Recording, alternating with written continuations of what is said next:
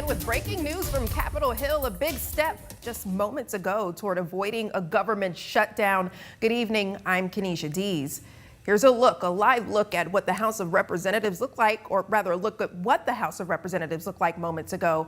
Democrats and most Republicans approving a spending bill that would fund operations until mid-March, but it still must pass the Senate before the clock strikes midnight. Again, this was just moments ago. This is not live. Passage there is likely, but any delay would put a shutdown into effect. It would have a big impact on Huntsville workers. The city is a hub to federal agencies with NASA, the FBI, Redstone Arsenal, and several others employing thousands of people. So what happens if something doesn't happen in D.C. fast enough? Here's how a shutdown could impact the Rocket City.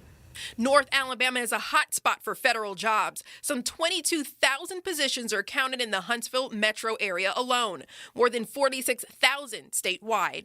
And that doesn't include those serving in the military. So missed paychecks and cutbacks in services would hammer the Yellowhammer state, people and businesses alike. Something not lost on politicians here. What they're mad about, and they should be, is we should have done this 2 months ago, even before President Trump was elected. This should have been done. With the time running short, Republicans in Congress scrambled on Friday to put together a plan to keep the government operating at least for a while.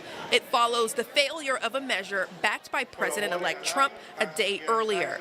We are not shutting the government down before Christmas. The Speaker of the House broke his word. That's why we're here.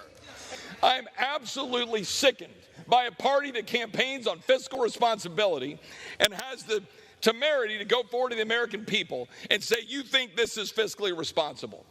Representative Terry Sewell, the only Alabama Democrat in Congress at the moment, blames Trump and advisor Elon Musk for the stalemate and warned that consequences in Alabama would include holiday backlogs at airports, a hold on small business lending, and a pause in rural housing loans and farm loans. Some workers deemed essential would still report to work, and both they and those on furloughs would be paid later when a deal is done. We reached out to Redstone Arsenal and the local Chamber of Commerce for their perspectives. The spokesperson at Redstone was unavailable, and the Chamber's government affairs specialist told us he couldn't speak with us today.